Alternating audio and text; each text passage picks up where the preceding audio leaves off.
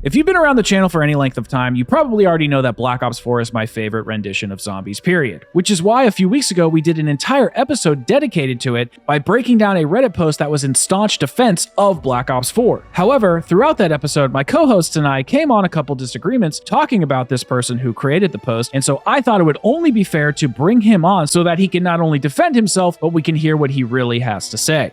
I really just wanted to give you a chance to defend yourself, because I thought that your Reddit post, I actually quite liked it. I thought it was really good, but you got a lot of pushback in the comments from your Reddit post, and then I think Jolts and B-Rad, who were guests on the episode that I did this on, I actually felt like they were a little harsh on you. To be fair, I thought I was pretty fair. I thought I agreed with you in some places, disagreed with you, but I thought I was pretty fair overall.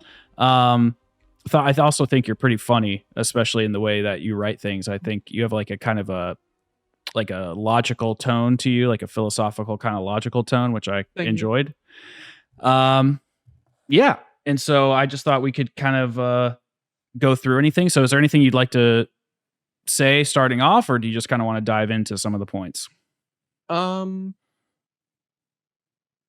guess the pretty much the only thing I can think of is the post. Well, I think you kind of know this, but the post was made within the context of people that sort of have the view or share the view that BO4 Zombies is like some kind of disgrace or some kind of perversion of the mode, or is some like horrible thing compared to BO3, when they're pretty similar and they have like similar quality. And I like always, like for a while, I found that rather strange. So that was what the post was sort of targeted against. It wasn't really just like criticisms against the game, just like it was about people that insist that the game is like a disaster, basically. It also kind of similar to like what people like Mr. T Lexify say, where they'll say like it's worse than World at War or whatever, things like that. And then there's also people that say that like they'll joke that Vanguard is better or something in order to like as like some kind of spite towards the game. It's like very like a strange. rage baity kind of thing. Yeah, it's like it's the best way to describe it is spite. I was kind of like that. I was never really that hateful towards the game. Like I made like a joke about it before, but I always thought that Ancient Evil was like a top tier map. Even though I didn't like the game for like years, I always thought Ancient Evil was extremely good. But yeah, I guess that's all I have to say. So you started off not liking BO4, like when it first came out? So when it released, I didn't really have people to play it with, really. I wasn't really hyped for it getting into it because I wasn't really a fan of BO3 that much at the time until like 2021. And I found it just kind of annoying. It was mostly the AI. I was not used to the zombie AI. People never talk about this, but the zombie AI in BO4 is like way different than like kind of like significantly different than BO3, and it kind of like threw me off, and like some of the derivative stuff like kind of was annoying. And I didn't learn the maps that well, and I also basically didn't even play Dead of the Night until like many years later. Yeah. I mean, the AI is different. I think one thing people will talk about pretty frequently in terms of the AI being bad, it's like when you want to train zombies, they kind of spawn in front of you. But I think it's more than that. Like just the kind of the way that you draw them to you, or the way that you kind of train them up. They do behave differently. The way they hit you and swipe and everything. It's all a little different. But yeah, I mean, I will say, even though I was more of a kind of like middle of the road / defender of the aspects of your post, I wouldn't have really gotten that first part from it. Like kind of coming from like the foundation of your argument. I wouldn't have really gotten it from saying like I understand what you're saying about like BO4's peak and the downfall of zombies is come from rejecting it. I get that premise, but it doesn't. I'm glad that you cleared that up because that makes a lot more sense. And but I can understand why you wouldn't have like outright put that, because it is a good post. It gets people's attention. It got people talking, got us, linked up and everything. So I think you did good work by putting it together in the way that you did. Yeah, it was pretty much meant to be like the ultimate post, basically, so I didn't waste much time talking about it at length that much more. I just wanted it to be like one large post addressing like major things that people would say. Got it. Okay. Well, okay. Let's just kind of go over some. I don't think we'll have time to go over every post, like all 19 points, because there's a lot of points here. Yeah. But there are a couple things that I would like to just get a little more of an elaboration on, if that's all right with you. Yeah. Sometimes some things I can think of, I didn't really elaborate on. I kind of just said stuff and didn't continue No, it's okay. I in mean, the post. that's why we're here. Yeah. So, yeah, and thank you for your time, by the way. I do appreciate it. I know you got a busy life, and so I do appreciate that. The one of the things that you said in the opening was the fan base in general does not deserve a good zombies game, as they clearly value nostalgia above all else and resist even the most of moderate innovations. So after kind of reading that, how do you feel about BO or like Cold War to like BO6? How do you feel? Do you think we're getting not a good zombies game? How do you think we're getting what we deserve? Do you think BO6 is a step in the right direction? Like how does that line kind of fit in with your mentality now?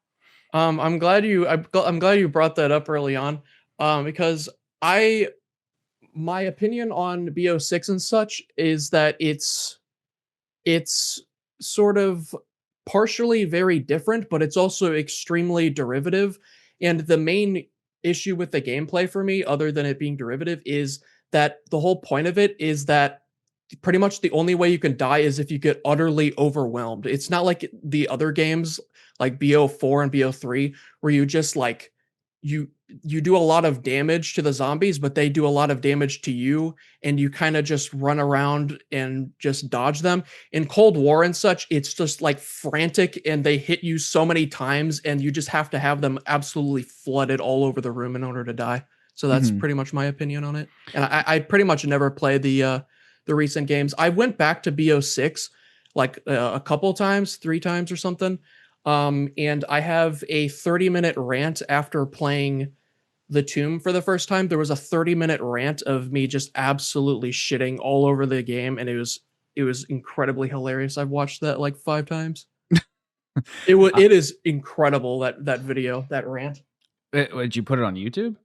Yeah, it's on YouTube. The title is the most clickbaity title, rage baity title of all time. It's so it's me playing The Tomb for the first time, and the title is The Burial Site of a Series That's Dead to Me, is what it's called.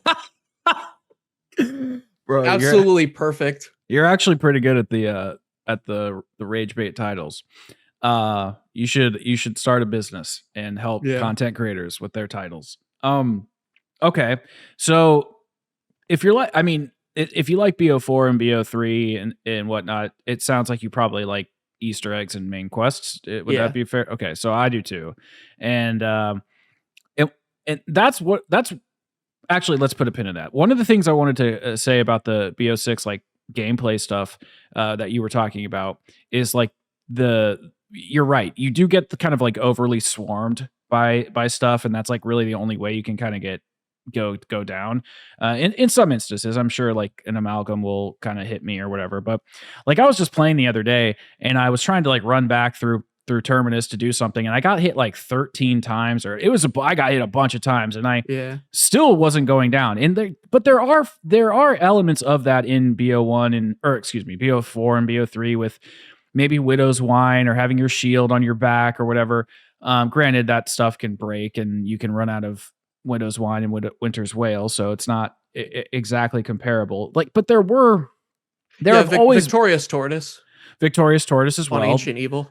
There's basically always kind of spin systems in zombies that have allowed for an overabundance of hits, but it does seem to be a little bit excessive in BO4 because it's because you have armor that can constantly be replenished. So it's not like it depletes as significantly as like if your shield breaks and you have to get back to a shield crafting table, or your Winter's Wail ends and you have to like wait for it to replenish or get some sort of power up. I forget. Or no, maybe it was elixir that could replenish it. But either way, yeah. So it sounds like you like quests as well. So let's kind of veer into that because I do want to be cognizant of the time here. Uh, and I personally think that Dead of the Night is one of the best zombies maps of all time. Definitely S tier in my top 5 for sure. I think it has one of the greatest Easter eggs. I think it can be done at a very low round if you want to optimize it. I think it can be done in a very at a very good casual pace where it gets you into like the 20s and 30s if you want to kind of just like kill shit and just kind of enjoy your time and not really think about it. I think that it's actually not really as difficult as people make it out to be because it's really just it's a very linear quest and it allows you to kind of go about things in a very I really enjoy the pacing of it and you kind of once you kind of figure out the way it works for you, you can kind of repeat that process over and over again. And it's really just about memorizing areas of the map rather than all those ridiculous itemized locations that people will kind of straw man the Easter egg to be. Yeah. But well, I'm almost done, I promise. So basically, this leads me to your point where it says Dead of the Night is the greatest experience in gaming. And this is something you actually brought up to me in the email. And I was just wondering, what did you mean by that? And if we could go over that point, I think that would be really helpful. Oh yeah. In that video of yours, yeah, you guys thought that you guys kind of like assumed that I meant like better than like video games or whatever, like Elden Ring or whatever. But what I meant is, but when I said experience in gaming, I just meant like a thing in a game or like a level in a game. Like another experience I would bring up is the final boss of Sekiro gave me this feeling when I beat it that like no other game has given me. It was like this really weird, like cathartic, sort of like epic kind of feeling that I had. And Dead of the Night is like about on that level as well. Like it's just like a very pleasant experience in a game, is what Got kind it. of what I meant. So it's more like just from the systems and gameplay design, like the way that it's up, the way that it's designed and put together, it just is one of those peak experiences, I guess. Yeah, yeah, I can't really because since it's a COD Zombies map, I would have to compare it to levels to of other games or like areas to other games, and I haven't really played any games where like because obviously like just one location from like Elden Ring or a battle royale game or just a level from a single player game is not really going to be better than Dead of the Night because it's an entire COD Zombies map and it's my favorite one. Yeah. Is it your favorite map of all time or Yeah, one probably the most like outrageous thing I said in the post was that when I said that I genuinely find Dead of the Night I like it more than the entirety of World at War through Black Ops 2 combined. hmm. Did you say that? Maybe you said that in a later statement. I don't see it in the Yeah, first part. yeah, I remember you like you reading it. Yeah, just the reason I say that is just cuz I kind of find like I don't really play World at War on Black Ops 1 and Black Ops 2 much just cuz a lot of the maps are either remastered or I just kind of view them as like bland and Yeah, I'm not a such. big fan of BO2 either. I was going back and playing it recently, and I just don't really enjoy it. I like the Blundell maps, but I think he really hit his stride in BO3 and BO4. Um, okay, so we have the next couple of points in your post were about switching out perks mid game or the worst graphical fidelity. Is there anything you'd like to hit on more than actually how about I just kind of read through them and then you can tell me which ones you'd like to kind of clear up. So All right. the second one was switching out perks mid game. The next one after that was graphical fidelity worse than BO3. I kind of would like to hear what you'd have to say about the graphics. BO4 has worse graphical fidelity or looks worse than BO3. Take a look at Blood of the Dead and then look at Gorod Crovey. BO3 textures are smeared and blurry. Ambient occlusion and lighting is worse. Colors are worse. General map detail is worse. Sound design is also worse. Then this was a good one. The Giant is the worst looking map of all time. Yeah, yeah, that's the one that stood out for me most in your video or whatever. For some reason, I didn't elaborate on that because like I thought it was obvious, not as like an insult to people, but like the way that it looks to me is like very it's incredibly. I haven't played it on my new monitor, and it has like saturation turned up. I haven't played it on here yet. It's like a decently better monitor, but the colors are incredibly saturated in a way that's really off-putting to me, and the combination between the like dark the darkness and the like blue and like kind of black with the extremely strong orange like flames in the windows and such and in the background like just comes off as really weird to me, and it like I just really don't like it, especially since like back then when Der Eisendrache released, I thought it was kind of strange that they had like another snowy map in a row. And um yeah, I don't know. It was just I just thought it was kind of bland, the Giant. Interesting. I kind of understand what you're talking about. I do disagree. I think the Giant's actually quite pretty. I love the kind of gray, cool palette that it has going on, and I love those little pockets of orange that you just kind of see in your peripherals as you're killing the zombies. I also love snow maps, so like I mean I'd take a whole game covered in snow, honestly, if they did it.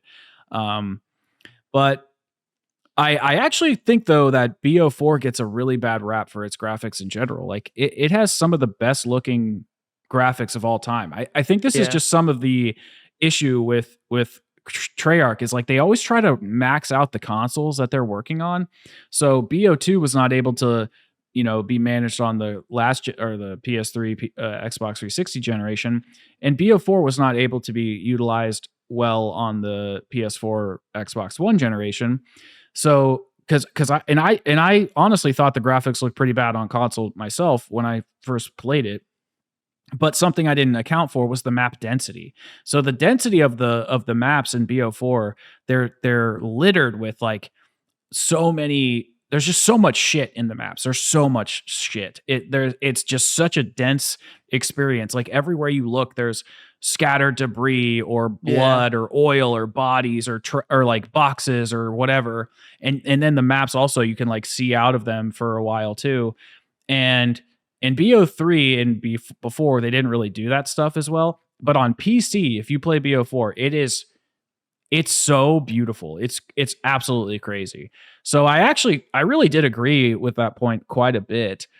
Um and then I'd actually like to jump down to point number 5 if you don't mind. BO4 has Crutch Perks, lol. They tried Oh to yeah. fix the Crutch Perk issues and didn't solve anything. This is kind of like a common complaint, I think is what you were saying. Um and this is actually where I think my co-hosts that day and I we had a lot of disagreements because I personally think that BO4 doesn't really have Crutch Perks. I think you can kind of swap things out. Or wait, I can't remember exactly what I said. It wasn't really mostly about the Crutch Perks. Or no, wait, I think they said that they did think it has Crutch Perks like Dying Wish and stuff, and I said that I thought it had a pretty good variety because the like Jug is baked into the player, self revives are baked into the player, speed cola is baked into the player, double taps baked into the player. And so you had all this access to variety. And maybe I said there were some kind of more overpowered perks like stamina up with the modifier, but I actually don't find myself relying on anything else other than really stamina up. I think you could use Dying Wish or Winter's Wail or Electric Burst, which I love. Victorious Tortoise, all the other ones. So is there anything you'd like to say about that? I would say that I have a really specific definition of what a crutch perk is. A lot of people don't really think about it, but for me, I would say a crutch perk is kind of just like a bland perk that you kind of feel obligated to use every single time, and it it kind of just exists for the sake of progression, but there can be other ways of progression, like having death perception or like AATs or whatever. Things like Juggernog and Double Tap 2, I kind of just find they make the game unbalanced because of the fact that whenever you down with them and you lose them, you have like round 1 health, and you have like it's just very dull, and it makes the game have inconsistent balance. And then that's in combination with the fact that Quick Revive revives you in BO3. Like you revive yourself with Quick Revive, but then you don't have jug, so you're using a perk to revive yourself, but you lose your essential perks. So then you might just go down again anyway, and it's just very strange to me. Something like Widow's Wine is a lot more interesting. That's actually an interesting point. I've never really thought about it that way. Like well, and that's why I'm actually glad they switched it with in BO4 with having the revives baked into the player, because quick revive should be a perk that revives other people, Yeah. or revives or rescinds your health up to, normal, not rescind, but what's the word I'm looking for? Just puts it back up to the normal level. And inside of BO3 and before, it was always just, you bought it because you didn't want to go down. But if you're right, as soon as you go up, get revived, you have nothing, and you're pretty much in the same situation you were before, which is why you went down. So you better like scramble to get those perks again. So I do think they've done a better job with quick revive in the BO4 and onward, because it's actually a little bit more applicable to um, having. It's just better. There's better uses for it rather than just it being for reviving yourself. Having self Yeah. revives baked into the player is a good thing. I'd actually like to hear some of your opinions about the maps in general, because you don't talk about them too often. You Yeah. talk about the amount of quality of content that we have, like the budget, unoriginality, stuff like that. Voyage is really the only one you kind of talk about, really, you talking about it being cramped and stuff. But I'm curious, what do you think about the maps in BO4, generally speaking? Um, since you mentioned like the Voyage cramped thing or whatever, I I I actually thought about this like a little while ago. But I kind of find that Voyage isn't really any more cramped than like a lot of maps if you really look at all of the maps throughout the series. But I guess to move on from that, I so wait, what were you asking? Like my opinions on just the BO4 maps in general, I think. Yeah, just how do you think they fare compared to some of the maps from BO3, even some of the maps we have now? Do you think it's more of the reason that they were good or bad is because of the systems in any of the games? Could they fit in other games? Like, how do you just feel about the map design in general, and do you think they would only work in BO4? I think Dead of the Night would definitely not work very well in Black Ops 3, and I think I mentioned that in the post. But I find that BO4 for me, the reason it's like my favorite game is because of just the perks are more interactive. The game just it just looks better, and the sound design is at least a little better. Um, the like equipment system and like spawning in with wraith fires, and the fact that you can repair your shield, and just how the guns feel, and all of that, it kind of, and the AI as well, the fact that the AI is faster but they hit you less, it works really well on Dead of the Night, where you have like the vampires and stuff, like you're kind of just fighting off like really fast zombies. But in Black Ops 3 it would just be it would be slower, but you would have more health, but you would also down even faster than you would on BO4 hardcore, which is just very strange for Dead of the Night to do that, because Dead of the Night is known to be like a fast, chaotic map, but if you slow it down, but then you remove all the BO4 perks and then make it to where the zombies down you faster, that would be incredibly bad, especially with Mm. how the Annihilator works. Um, but yeah, my to sort of summarize my opinions on the BO4 maps themselves, I'd say that I find 4 of the maps S tier, which being Ancient Evil, Dead of the Night, Blood of the Dead, and Voyage. And then I quite like Alpha Omega, but it's not anything special. Tog is decent, but it's bland. 9, I find I think I share a similar opinion to you, that I find it just kind of boring. I think you said something like that. Um and Classified, I find Classified to be like a waste. Really? I actually think Classified is one of the better maps.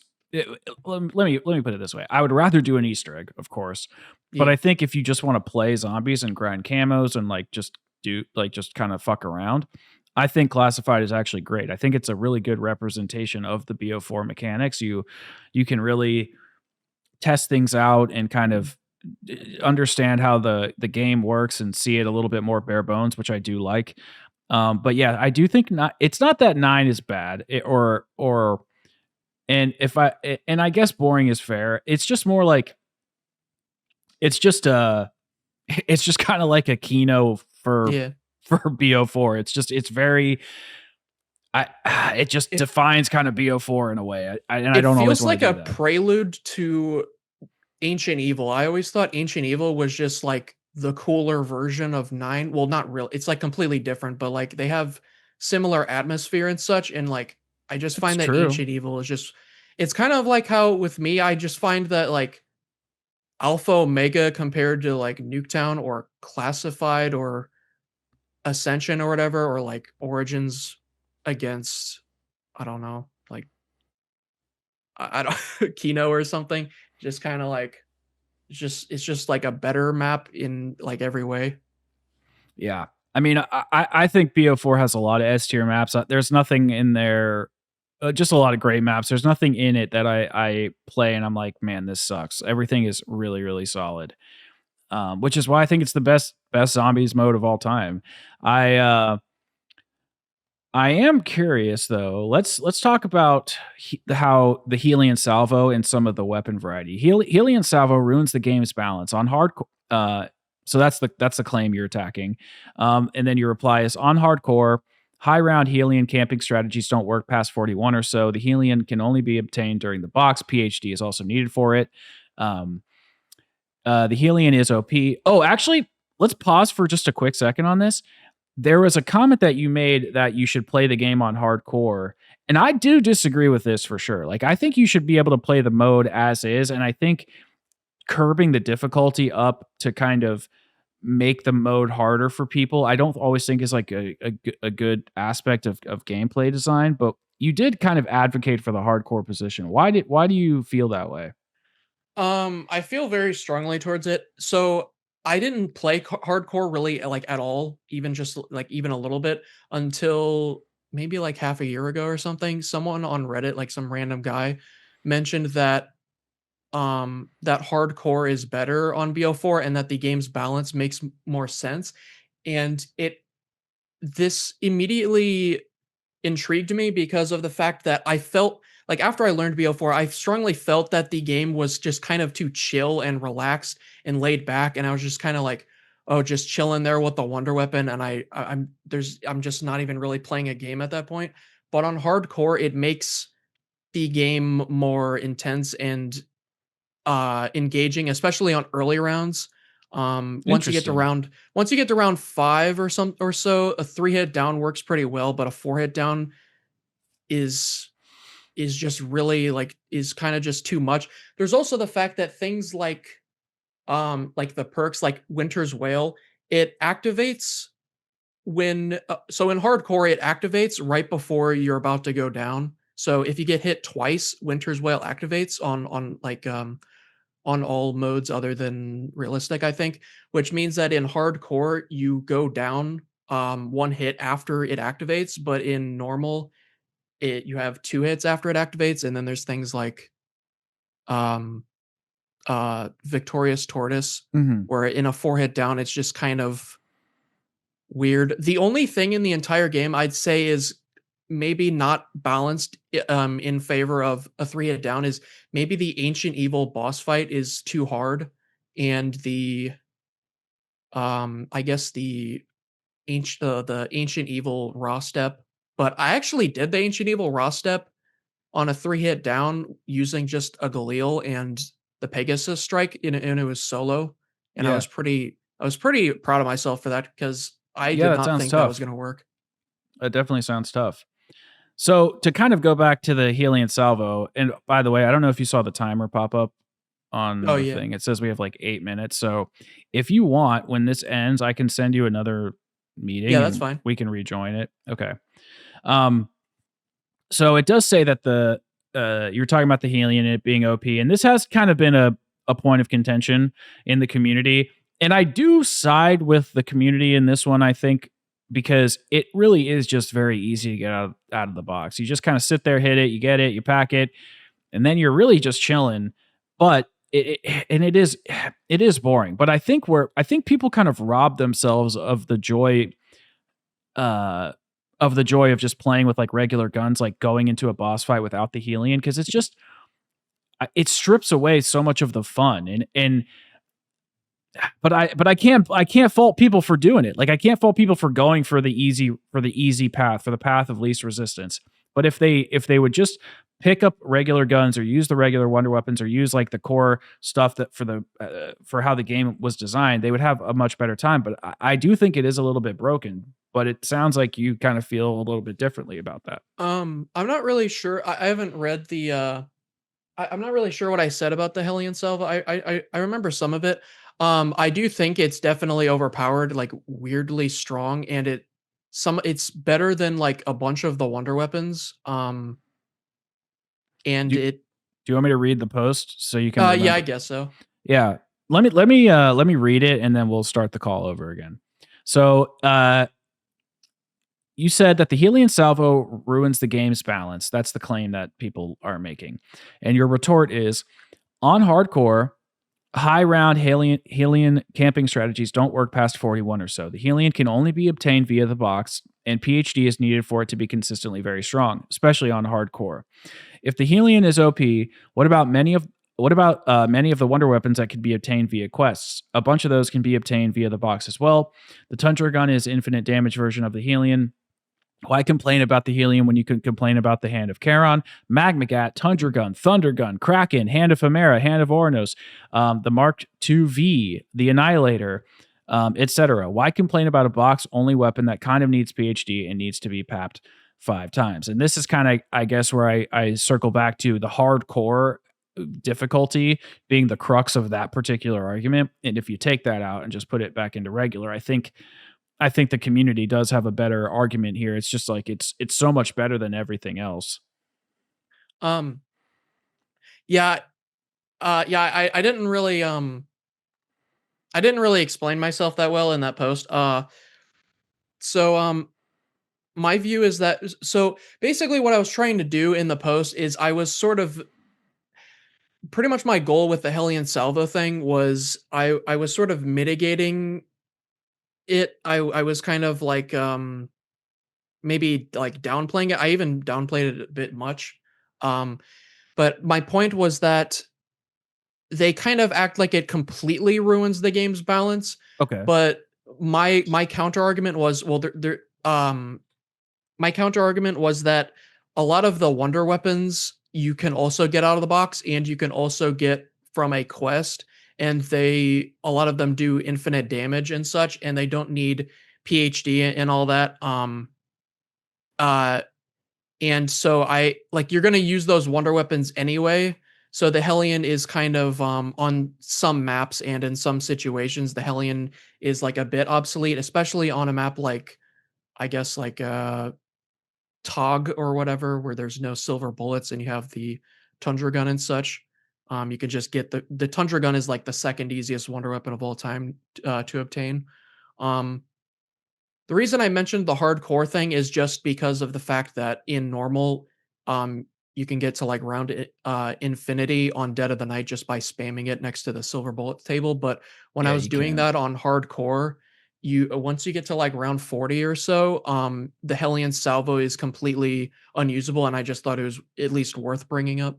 I would like to kind of get your take on this debate that's been going on in the community lately about like modern zombies versus classic zombies. And how World at War through BO3 versus Cold War through BO6, it's almost like two competing factions against each other trying to tear down, not tear down the zombies community, but they're just like they're pitted against each other, like saying that their side is the better side. And it's just so funny to me because I genuinely think that BO4 was the perfect game to bridge the two. I think that it was really catered to casuals in the sense of getting set up, doing a pack-a-punch quest, and being able to kill zombies, having a sense of progression with the 4-tier pack-a-punch system. But if players wanted to go an extra mile and really do some crazy quests, whether they're side Easter eggs with the spork knife or do a crazy boss fight, they could do that too. and it really allowed players to kind of have the best of both worlds while having this magnificent story, amazing, maps and set pieces and all sorts of cool stuff. But the entire community like rejected it at the time, and it feels like we're almost paying for it in a way, because the way Modern Zombies is shaped up, it's it's just, there's no decent story. The connection between the side Easter eggs and the story is not really there. There's no mystery anymore. And it kind of feels like, I mean, it's a little bit conspiratorial, I guess, but it kind of feels like we paid for it a little bit. I guess I'd say I kind of view like BO3 and BO4 as like their own era. I don't really I do kind of agree that BO4 is like a little more like branching out towards BO6 style thing, but it's more of like it's like a very in a very subtle way, like how the armor is like completely different. It's sort of like how BO6 like vaguely, very, very vaguely takes things from BO4 that weren't really like a staple in BO4. Like with perks or something. Yeah, what I mean by that is like how in BO4, because BO6 has like the augment with the shield thing, and then it has like the dying wish augment, Hmm. and it has armor, which BO4 like basically didn't even have armor effectively. Um and I guess like death perception is my favorite perk ever for some reason. I Wait, just I wait, mentioned that. what? Why? Yeah. I need you to um talk about that for a If second. if you didn't know, it's actually a secret.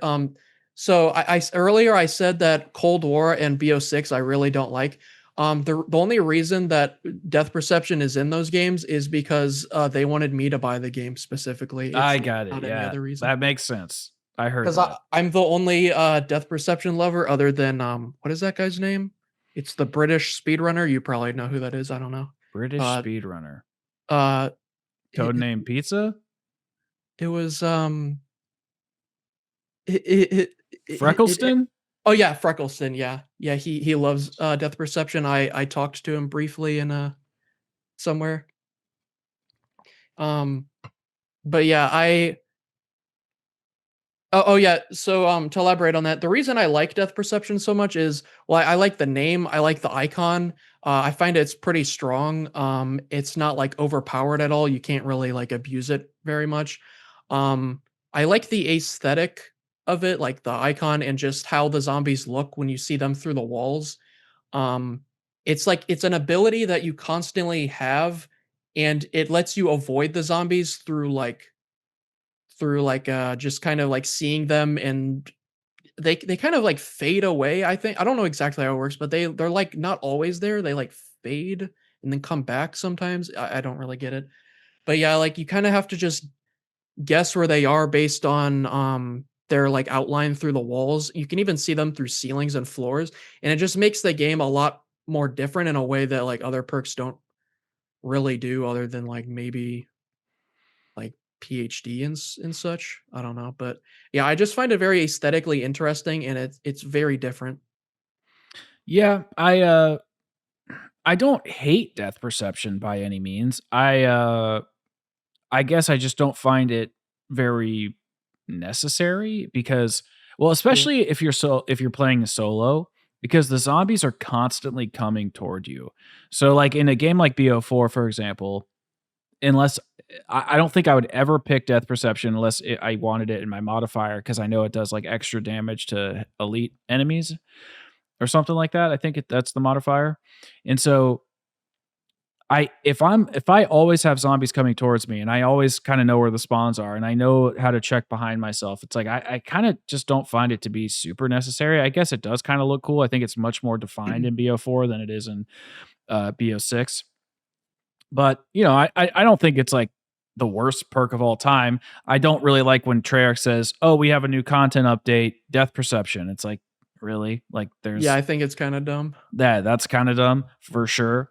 But yeah, I guess let's kind of go back to what I was saying before about like BO4 being this gap that bridges the two eras together. Um because it really made a lot of those core systemic changes. But I really do think that it catered a lot towards casuals, and then it had like that hardcore aspect with the story and quests and everything that players could do if they chose to. Um, do you think that? Do you think that it was do you think BO4 did bridge that gap and we kind of shot ourselves in the foot by complaining about stuff as a community? Or do you think they would have kind of gone away from that hardcore Easter egg stuff either way? Um. Oh, before I answer that, one last thing about the death perception thing is whenever I said it's my favorite perk, I didn't mean that it's like the strongest perk. I think it's strong, but I'd say that Winter's Wail is like way stronger than like most of the perks in the game. But yeah, I just like it simply. But That's fair. to answer your question, I I don't know because like Blundell left and the Ether story ended like abruptly and it was like just very strange. So I don't know. Like I don't know if Blundell leaving had anything to do with BO4's reception or like the way the devs handled it or something. I assume it would have. Do you know when Cold War was in development or like I don't know. The basically the way that everything went down was BO4 was in development. They wanted to make all these major changes. The game obviously had some issues. They got their budget slashed like halfway through development. Modern Warfare 2019 came out after that, and then Sledgehammer and Raven were working on the next Call of Duty, and then Treyarch got asked to take over development, and then they made Cold War. So Cold War was they were like working on stuff like up after Black Ops 4 and up through Modern Warfare and through Modern Warfare 2019, but then they kind of took lead on the project and converted whatever Sledgehammer and Raven were into zombies.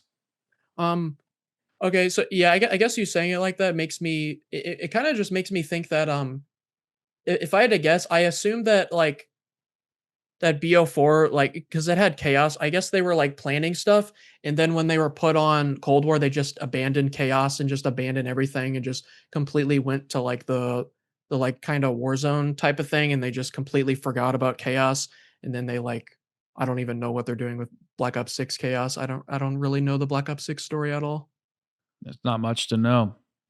Um, yeah, I mean, I often wonder because of the reception towards chaos and knowing that Ether was gone. If and they kind of did it in a way that most people didn't like at the time. They thought, oh well, we have to kind of continue that story. Let's figure out a way to do that. Oh, they didn't like how everything was so tedious and convoluted in BO4, even though that increases replayability in my mind. Let's kind of simplify the systems. I do think it was a little bit of a reaction, but I also wonder if they wanted to kind of go for more of this in menu RPG esque system, generally speaking. Um, Actually, that is a good segue into point number 19 on your uh, post here. It says BO5 is bad because of BO4. Not sure how a difficult and hardcore game with lots of depth caused BO5 to be so easy. BO5 is like if you took a few things from BO4 and made an extremely easy AI generated game out of it. BO5 even has jug, speed color, and no perk limit. So I don't really, not really sure if I understand your position there. It actually sounds like you disagree with me. I'm not really sure. I guess what I would say is if people had like a harsher reaction because when Cold War released, people still kind of think this a little bit, I think, but when Cold War released and like a while after that, people kind of saw it as like zombies going back to like being good or something, or like people will say, "Oh, it brought the community back," which I always thought was strange. And like people thought it was like people had like a positive opinion on it, and I think if they didn't, then they would have they would have like tried harder or maybe like reverted to previous things. I don't really know. I didn't really play much Cold War back then, and I haven't really played it that much in general. So did you just like stop being interested in zombies after BO4 or? Um, I so after BO4, like I barely played BO4 and I really liked Ancient Evil, but I didn't like BO3 or BO4 much until 2021. I really got into BO3 and I learned the maps more and I did the main quests and it was like the best time I've had in zombies. And then a little while after that, I got into BO4. So that was like 2021. I liked BO3 and then 2022 and 2023 was when I really got into BO4. Cold War, I always just kind of thought I just didn't really have any interest in it.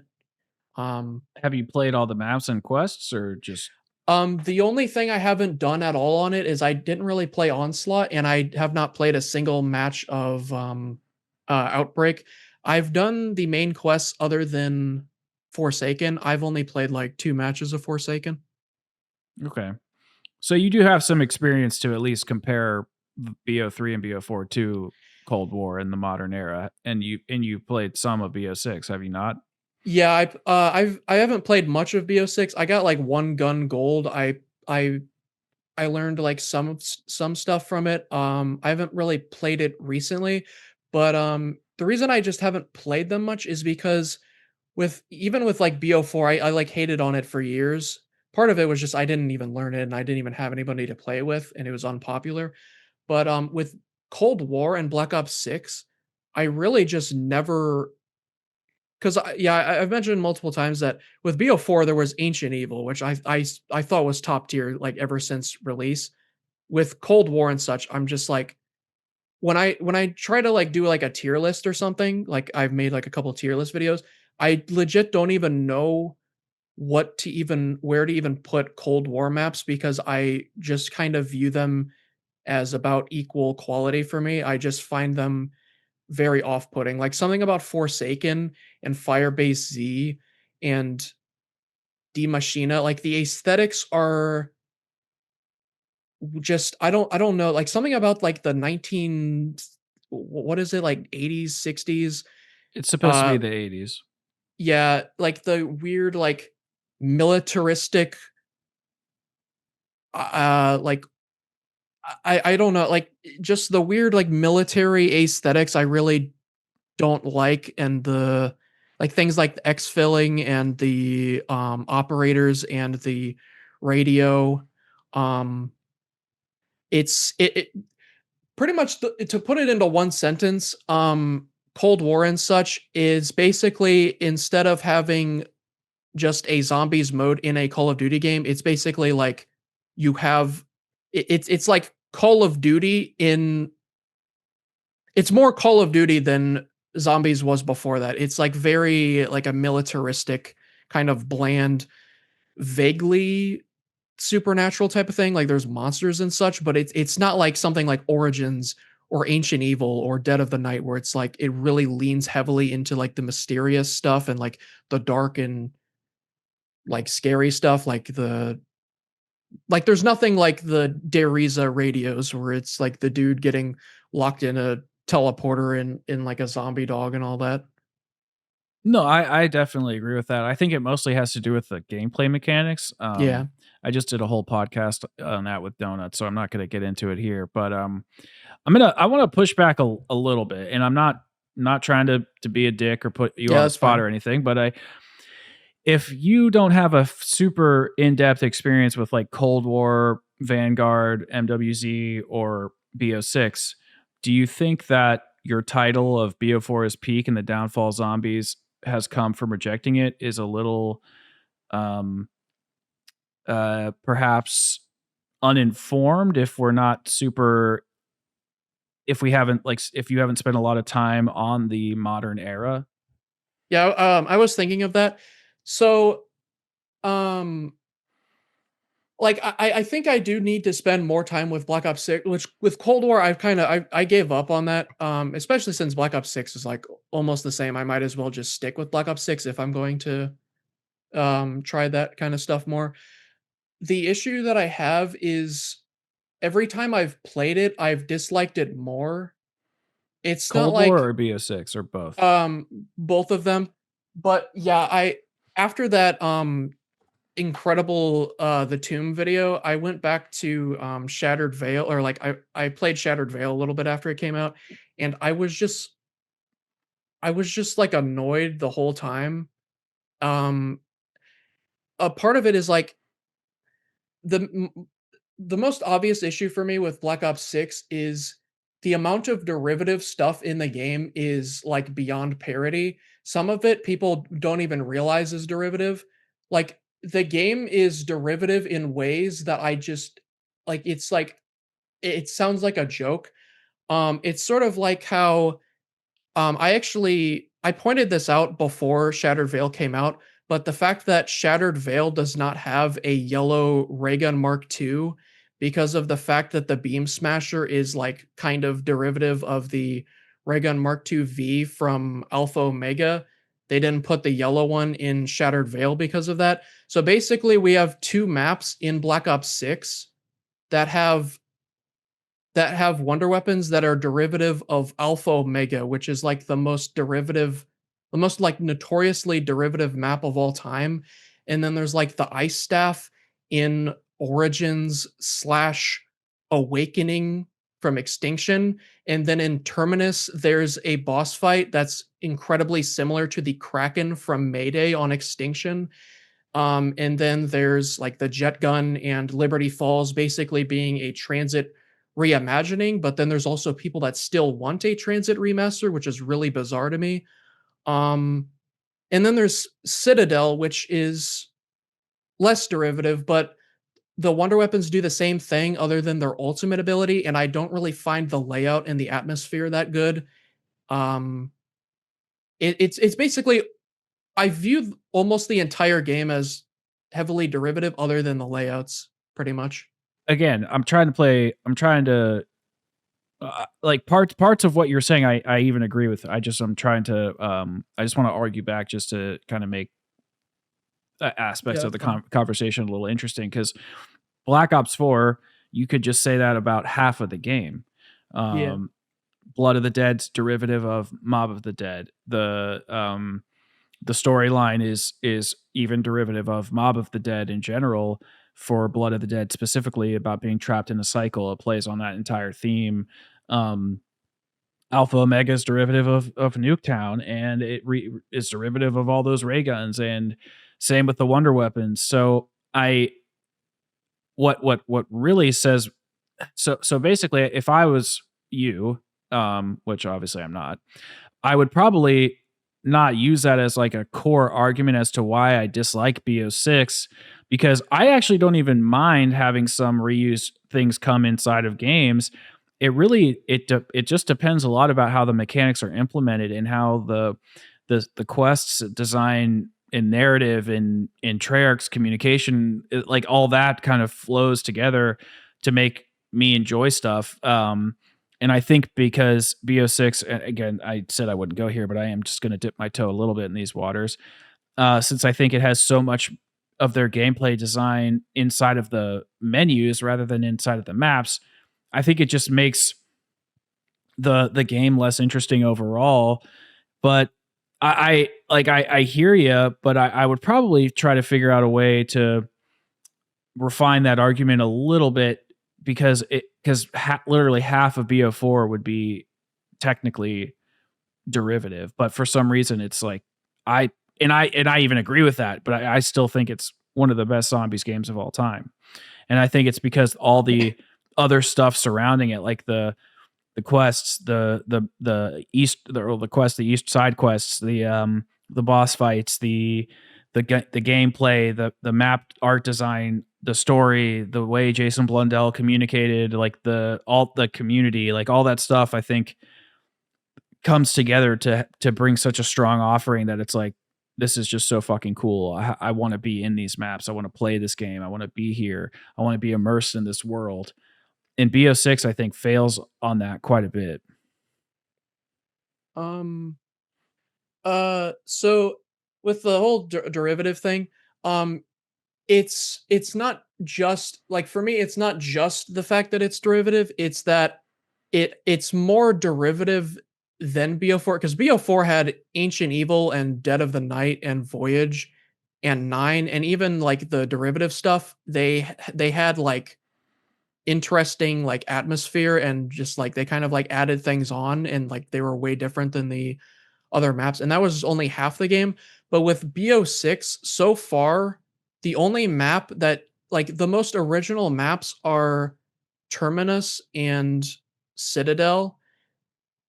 Um and like Citadel is definitely like original enough. There's not really anything derivative about it really.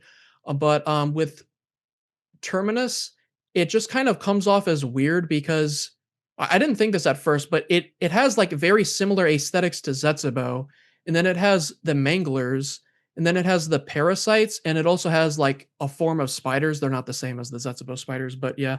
And then there's the yellow laser weapon that also slows down the zombies, which is like the Reagan Mark II V. Like, I guess Terminus is kind of original enough, but like when you only have two maps that are like sort of original enough, and then the rest of it is, what I was gonna say before, at the start of my point was, I was gonna make the point that it's not just that it's derivative, it's that it takes from completely random things that are completely unrelated and mashes them together in like it's incoherent. It's not just derivative, it's like artistically, narratively, like aesthetically incoherent, like how they have Origins with an ice staff, but there's no other staves, and it doesn't have anything to do with anything.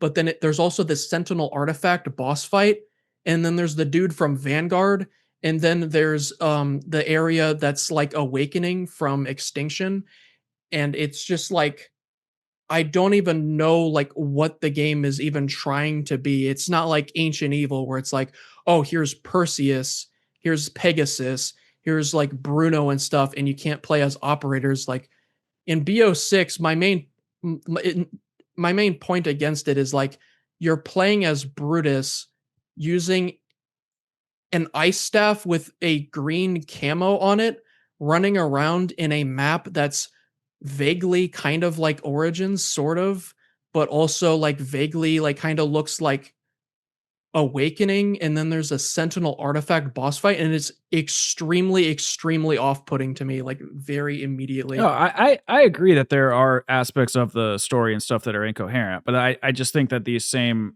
arguments could be applied to other games. Like in BO4, I could say, well, I'm running around with as Richtofen with face paint in a Yeah. unicorn GK5. And so like I think COD's always had an element of some of that stuff, but I do think BO6's story is largely incoherent, and I think that's the strongest part of your argument. It's not really the derivative nature of things because COD's always been derivative of itself. It's always been reiterating on the last game or the last few games and pulling nostalgia. I remember in BO4, or excuse me, in BO3, when everybody was like psyched that the Galil was coming back or the M16 was coming back, and I was too. But then they did it in BO4, and then they did it in Cold War, and then they did it in, well, they're doing it now. And so it's like it's I think the COD as a whole, I don't necessarily think this is like a zombies problem. I think this is just like a Call of Duty problem where they're they're derivative of themselves, and every single season, every single DLC cycle is just we're getting the same things that we've already gotten for every other game since the dawn of time or the dawn of the franchise. And I think that just kind of lends itself to feeling stale. And then on top of that, you have a boring story. You have gameplay that's, in my opinion, heavily emphasized in the menus and not inside of the map. So where you can extrapolate cool secrets and pull apart the map and destroy it from the inside out to your benefit, feeling like an escape room kind of vibe. I think there's like so many little things that kind of are hurting COD right now that are now bleeding into zombies. Whereas before, despite how MP was, despite how campaign was, despite how Blackout or Warzone was, well, Warzone's probably not the greatest argument, but just despite how the other modes were faring, zombies still always kind of doing its own thing, and now it's getting affected by the entire um, you know infrastructure that is Call of Duty.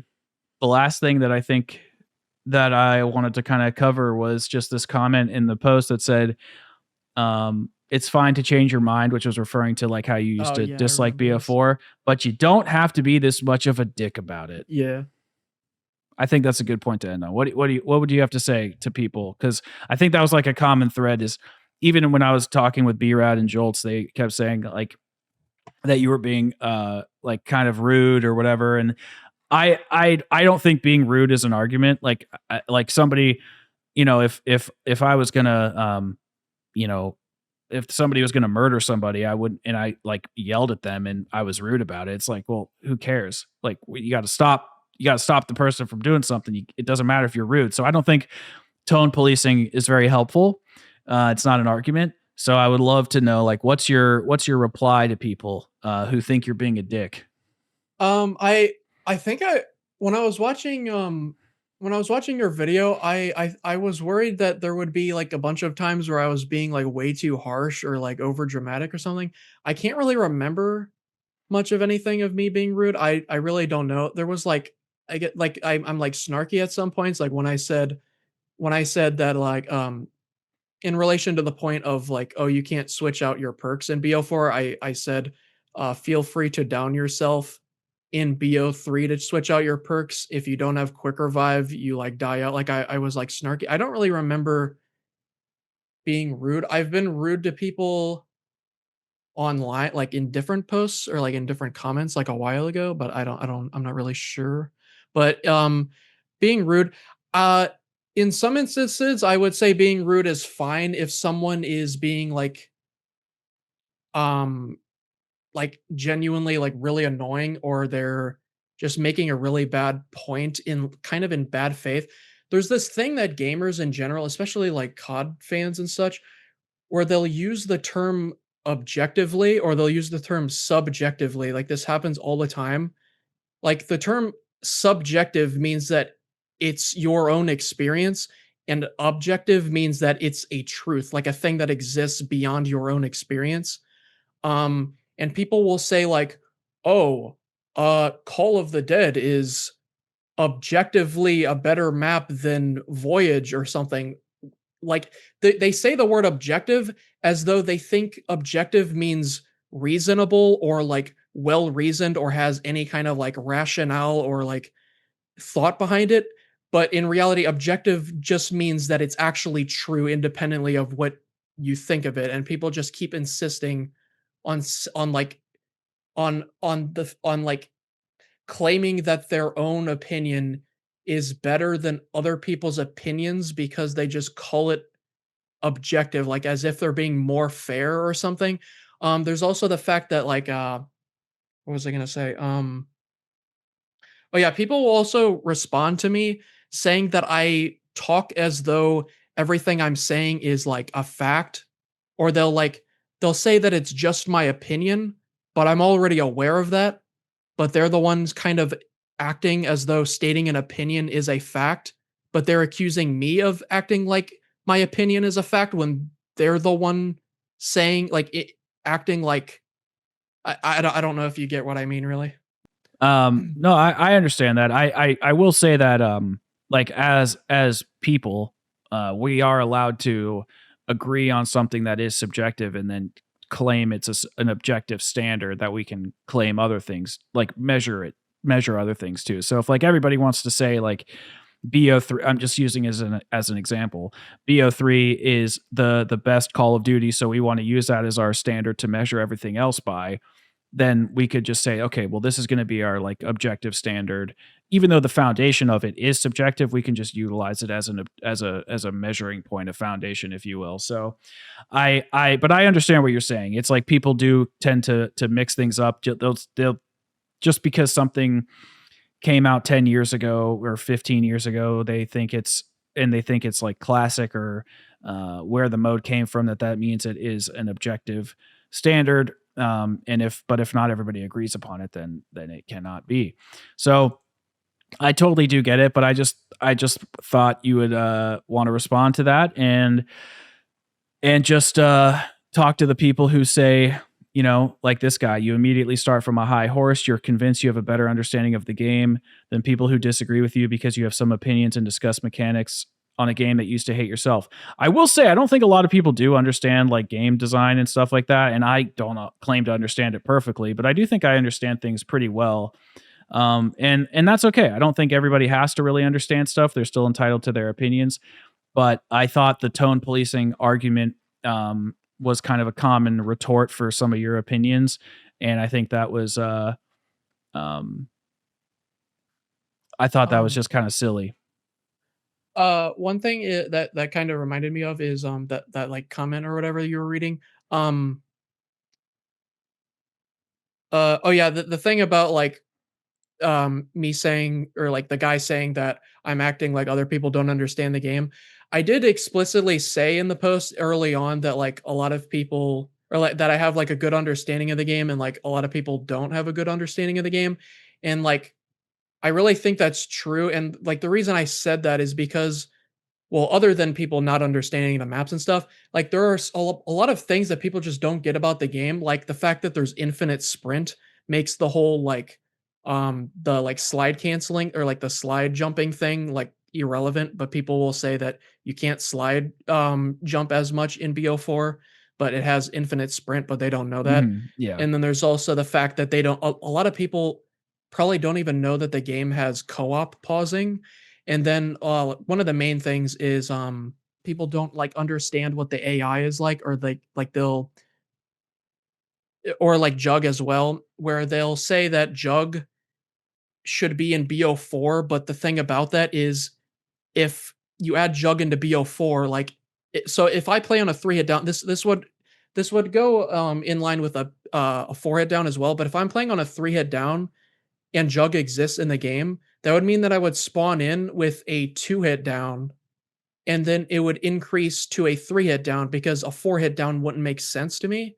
So I would basically start off with a 2-hit down, and then Juggernog would give me a 1-hit down. So I would pretty much be sacrificing a slot every single game in order to get 1 extra hit of health, even though Yeah. it wouldn't really do anything for the early rounds, you know?